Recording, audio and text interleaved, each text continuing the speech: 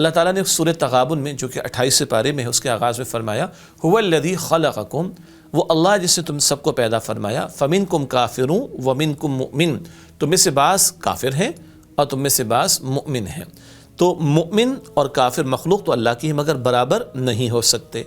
تو ایک اللہ کو ماننے والا ایک اللہ کو نہ ماننے والا برابر نہیں ہو سکتے۔ اسی طرح ایک اسلامی معاشرت ہوگی جو اللہ تعالیٰ کے احکام کے مطابق ہوگی، اور ایک ایسی معاشرت ہوگی جو بے خدا تہذیب سے جنم لے گی جہاں وحی کا رد اور انکار موجود ہوگا۔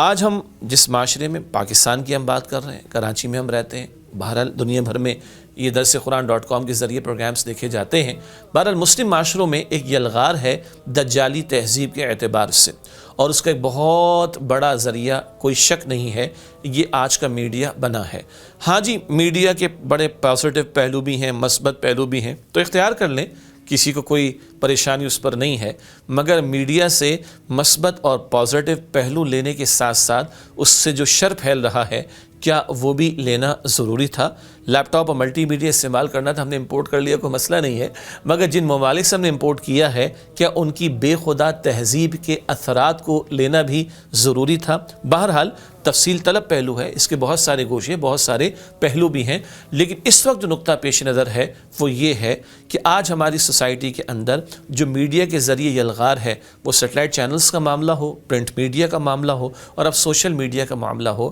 بہت سارے اعتبارات سے ہم دیکھتے ہیں ان چیزوں کو ہم پر تھوپا جا رہا ہے جو بے خدا تہذیب، وہ تہذیب کے جہاں وحی کا انکار ہے وہاں سے جنم لیتی ہیں، اور ان کو ہم مسلمانوں پر تھوپنے کی کوشش کی جاتی ہے۔ ہم ڈرامے بھی نہیں دیکھتے، فلمیں بھی نہیں دیکھتے، اور سچی بات ہے کہ ہمارے گھر میں ٹی وی بھی نہیں ہے۔ ہاں، اسمارٹ فون استعمال کرتے ہیں اپنی کو ضرورت کی حد تک، لیکن دائیں بائیں سے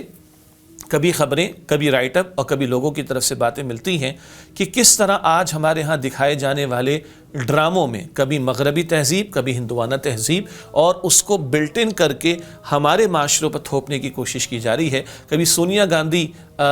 کی والدہ نے، اندرا گاندھی نے یہ بات کہی تھی کہ ہمیں پاکستان پر حملہ کرنے کی کوئی ضرورت نہیں ہے، ہم نے تو معاشرتی سطح پر ان پر اپنی تہذیب کو غالب کر ڈالا۔ وہ تو بات کی بات ہے کہ پھر ہم نے ان کے چینلز کو بھی بند کر دیا، لیکن دائیں بائیں سے چیزیں تو آ ہی جاتی ہیں، سوشل میڈیا پر تو کیا کچھ اویلیبل نہیں ہے۔ بہرحال، اور ان فلموں میں، ڈراموں میں جو کچھ دکھایا جا رہا ہے اور جس طرح کی تہذیب پروان چڑھائی جا رہی ہے، نکاح کے مقدس پاکیزہ انسٹیٹیوشن کی نفی کا معاملہ، ڈریس کوڈ کے اعتبار سے بے حیائی کو پروموٹ کرنے کی بات، اسی طریقے پر رشتے جو خاندان کے ہوا کرتے ہیں، جب خاندانی ترتیب نہیں پائے گا تو رشتے کہاں سے بن سکیں گے، اور پھر اس کے نتیجے میں جو فیملی سسٹم کی تباہی اور بربادی ہے وہ تہذیبیں دیکھ چکی ہیں۔ وہاں اولڈ ہاؤسز کا معاملہ، بڑے خوشنما نام آج کل ان کو دیے جاتے ہیں، نرسنگ ہوم، کیئرنگ یونٹس وغیرہ، نہ جانے کیا کچھ، لیکن جب فطرت سے بغاوت اور رد کیا گیا ہے تو وہاں تباہی سامنے آ چکی ہے۔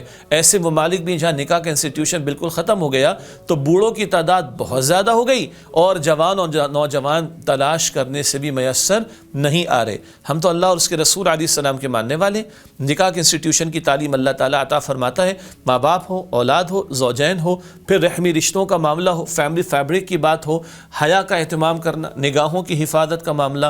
حجاب و پردے کے احکامات کا معاملہ، محرم و نامحرم کی تمیز کا معاملہ، اور اسی طریقے پر نکاح سے متعلقہ امور کا معاملہ، اللہ نہ کرے، اللہ نہ کرے، اللہ نہ کرے، کوئی ناچاقی کے معاملات آ جائیں اس کو سیٹل کرنے کی تعلیمات، اور اگر پوائنٹ آف نو ریٹرن آ ہی جائے تو طلاق کا معاملہ، اس کے نتیجے میں عدت کے معاملات، یہ شریعت کے جو احکامات ہیں اب وہ کھلے الفاظ میں معاذ اللہ ہمارے معاشرے میں اور ہمارے میڈیا پر جو کچھ چیزیں پیش کی جا رہی ہیں، سرے سے ان کے انکار کی بات، بلکہ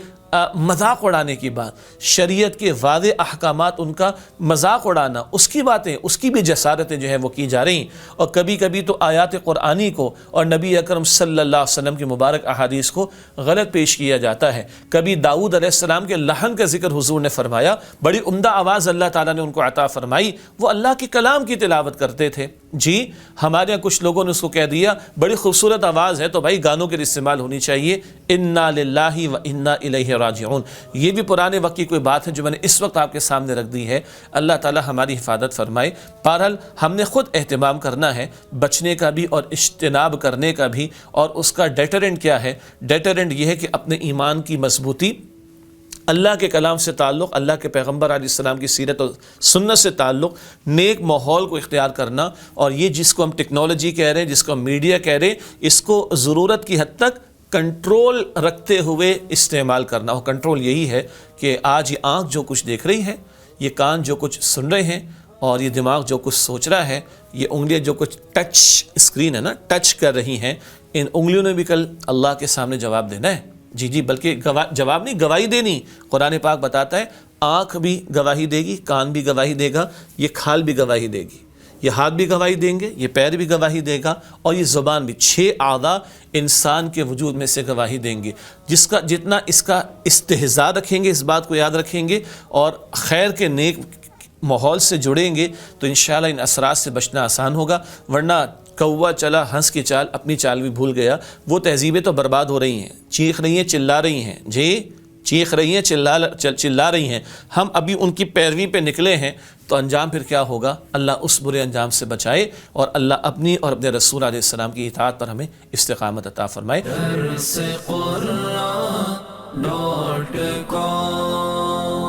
www.darsequran.com